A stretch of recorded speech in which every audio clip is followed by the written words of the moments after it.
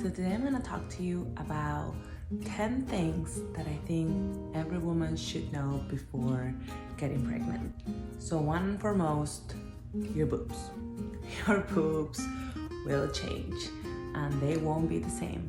I always thought that, my body was gonna go through changes, and then once all of this was over, everything was gonna go back to its place. That just wasn't my case. Okay, something else I wish somebody would have told me before I got pregnant was the fact that I would never be able to hold my pee again. And I've talked to a bunch of friends that have babies, and they told me that it's normal, that even a sneeze will get you there sometimes. I was told that it was maybe because I didn't do enough exercises while being pregnant. I don't know if you guys have heard about Kegels. I heard about it when I was probably on my final trimester, and I just didn't do it. Maybe it was that, I don't know. Okay, something else I think it's important to know is if you feel like being sick sucks and it's something that you can barely handle and you can barely go through it, well, be prepared, because once your child or your small baby gets sick, that's a different level of pain, because it's not just physical pain, it's mental pain. Like, I swear you're gonna feel like, can I just take your pain so you don't have to feel it? It's crazy. Number 4, you guys, postpartum depression, it's real. It happened to me. I've talked to a few people and it happened to them too. There are some people that don't experience anything, and good for them, but your levels of hormones are gonna change. And my experience was, I didn't want anybody to touch me. I didn't want anybody to talk to me.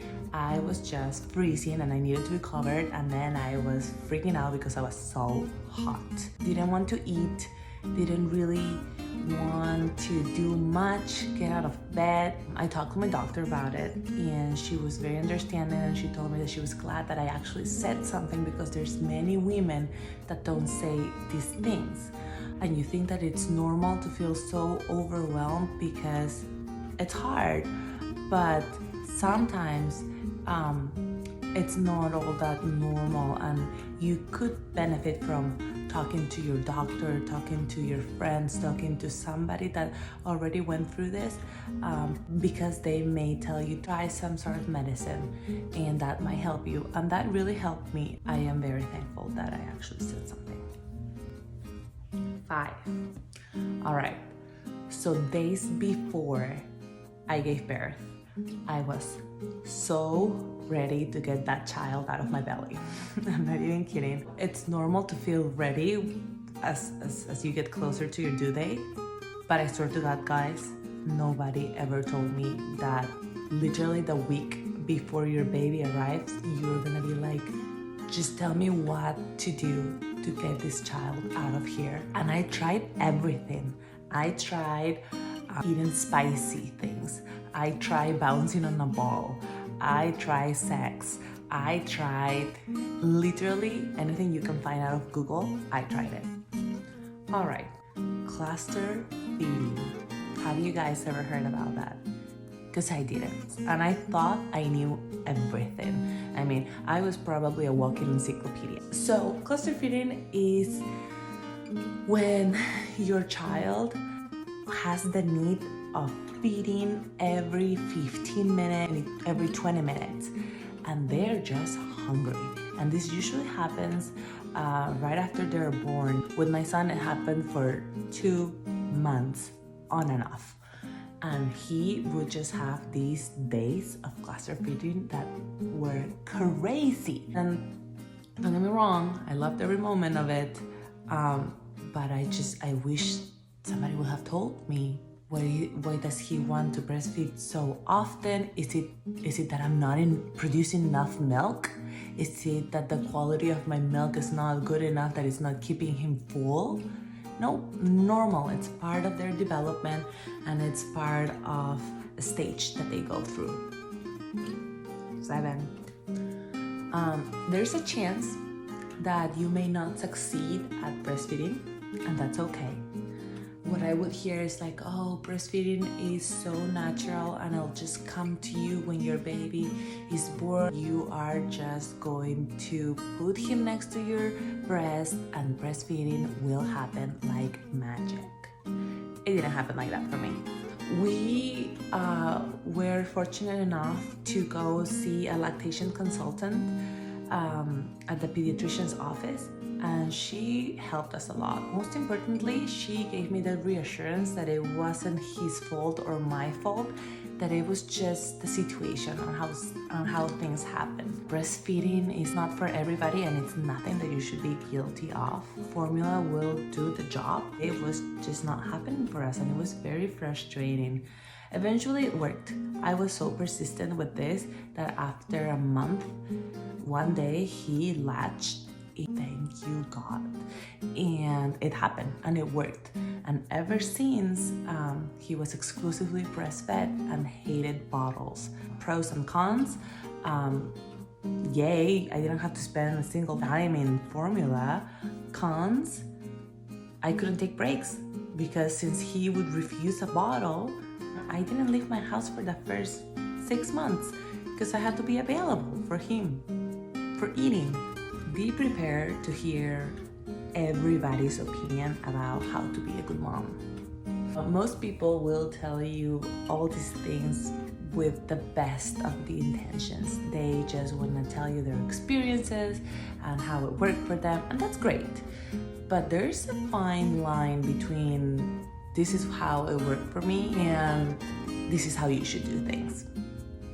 It's going to drive you crazy when somebody comes and tells you that you're doing something wrong or that you should change the way you're doing things because that's how they did it with their children. Just prepare yourself already for that to happen. And don't take it personal, they're just trying to help. 9. Be prepared to experience a whole new level of love. Overwhelming and all-consuming love. Love to the point that even if your child sleeps through the night at 3 months, you're not gonna sleep because you're gonna wanna go and make sure that he's breathing. Yep, love to the point that he or she's gonna be in your thoughts all day long, 24/7. Their needs are gonna come first before yours. You're probably not gonna shower or go to the bathroom for days because you're gonna be thinking about your child and what they need, and if they need a diaper change, and if they need to be fed, and if they need new clothes, and literally every thought, it's gonna be about your baby and their needs. The way that baby's gonna make you feel, it's something that I can't even explain with words, but it will also change you and it will change your perspective of love. Number 10, be ready to be pushed to your physical, emotional, and intellectual limits.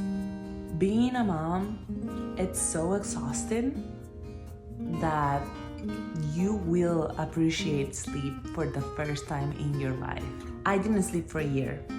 I swear, I'm not kidding, and I'm not trying to scare you. I just want you to know you should really sleep now because you're not gonna sleep for a year. That's what happened to me.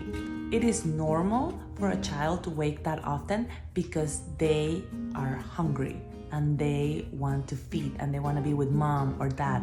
It is normal. Those 20-30 minutes that you'll get, enjoy them and try to sleep because you will be exhausted. You're gonna go crazy. There was a point, I remember, I think when my son was 3 or 4 months, that I would hallucinate in the middle of the night because of lack of sleep. And yes, hopefully you're one of those lucky ones whose babies sleep at 3 months or 4 months through the night. Good for you. But even if that's your case, because when my child started sleeping through the night, I would still wake up every 3 or 4 hours just to make sure that they were okay. So just saying, sleep. All right, so I hope that this helped. Being a mom is absolutely wonderful, but there's definitely a few things that you guys should know. Not to change your minds, but to be prepared. I'm sure that you all are wonderful moms, or you will be wonderful moms. And thank you for watching, and let me know if you have any other questions.